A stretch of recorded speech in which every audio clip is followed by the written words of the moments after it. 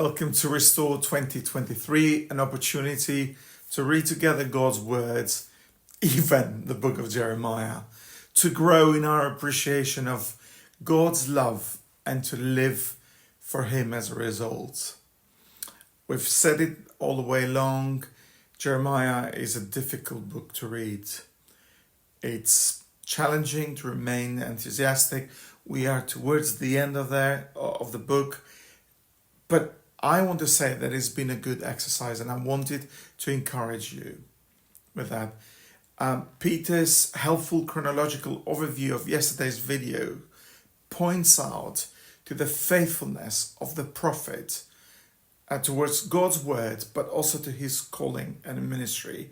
But also it gives us the overview of the chronological where we are, because again, as we said, the compilation is quite complex.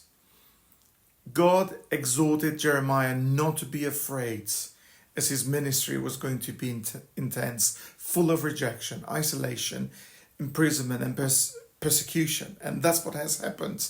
And those words of exhortation from the beginning are true. Now, the fulfillment of prophecies are part of the chapter where we are today, in chapter 39. The city has fallen. The king's house is burned, his family is killed in front of his eyes. The walls of Jerusalem are broken. King Zedekiah is taken captive to Babylon, is blinded, and yet the lives of the prophets and the servant Ebed-Melech are spared. They're spared with a clear command from Nebuchadnezzar for Jeremiah, but in the background it is clear this strong relationship between Jeremiah and Yahweh, that even in this position where he is in prison, he's still able to receive instructions and guidance from the Lord. My study Bible states that in chapter 39, we see that God's judgment and grace are brought down to the individual level. Those who deny him bear the consequences, while those who trust in him are snatched from the fire. Jeremiah's ministry has been marked by pointing out and lamenting about the faithlessness of people of Israel towards this covenant with God. And we've said it all along that Jeremiah is very dramatic. And in all of this drama, the fall of Jerusalem is quite telling one. Who does God consider to be the real leader, the real hero? Which actually would not be probably normally chosen from the world. And yet we know that the calling and the faithfulness of Jeremiah was clear. I mean, God called him in chapter 1. He said, I have called you and set you over the nations, over the kingdoms, and not only to pull down, but also to build and plan. That's chapter 1, verse 10.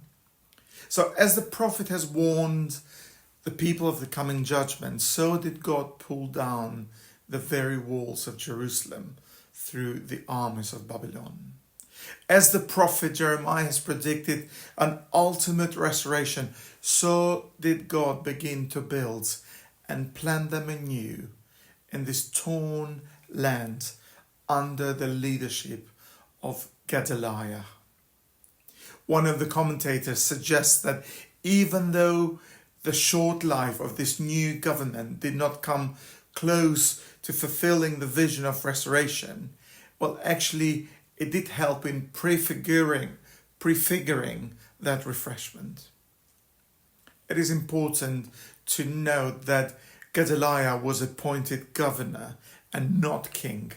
Zedekiah was the last king, the last of the line of David. Gedaliah, with his integrity and credibility, brings stability by actually consolidating the forces. He's restoring unity. He's gaining trust from the frightened, the suspicious and defensive people. His heart and his very language is like those of the prophet.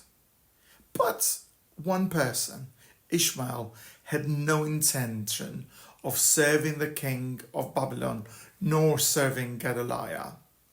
He's become jealous of Gedaliah's leadership, especially as he's an ambitious warrior of the line of David, who probably thought that he should have been appointed the king.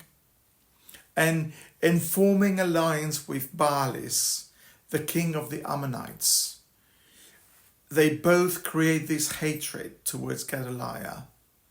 And actually this hatred propels into plans to murder the governor. And these plans actually spread as news. In verses 13 and 14, Johanan, the son of Kareah, the captain of the forces, comes to Gedaliah at Mizpah and says, "Do you know that Baalis has sent Ishmael to murder you?"